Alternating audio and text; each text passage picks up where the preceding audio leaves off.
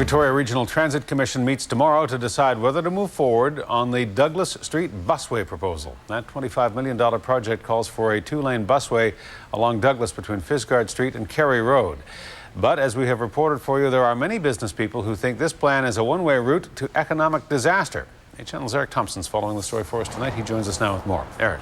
Hudson, a Saanich business owner who claims he wasn't consulted on the proposal says he wants the Transit Commission to put the brakes on any proposal to create a transit corridor down the center of Douglas Street. He wants them to study the issue further. This is what Douglas Street looks like now, and this is what it may look like in the future. But Randy Northey says if a proposal to create a busway along Douglas Street goes ahead, 20 to 40% of his business will be lost. We're hoping that they're going to realize that there's major problems with this and start looking at all the options that are available to them. The Victoria Regional Transit Commission will meet Tuesday to decide whether to move forward with the $25 million project or consider other options. In April, the commission held a public forum, but Northey says he wasn't consulted. Randy Northey has drafted a letter which is being sent out to various decision makers, including mayors from around the capital region and Transportation Minister Kevin Falcon.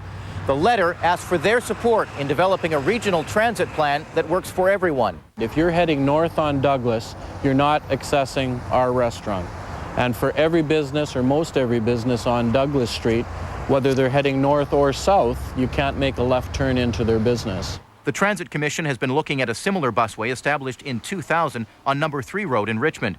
Business owners there also raised questions about customer access and a loss of parking spaces. One of the things we've done is gather some of the information on how those projects succeed and what the challenges have been. So that's part of the information base available. And what we really wanted them to do. Bill Draper is calling on the Transit Commission to put the busway proposal on hold. Speaking on behalf of islandtransformations.org, Draper says light rail is a much better option and also helps reduce greenhouse gas emissions.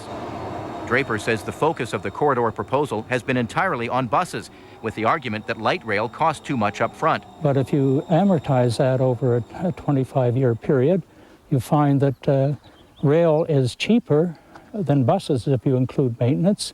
Plus, there's a whole factor of climate change initiatives, which is not really factored into this busway proposal.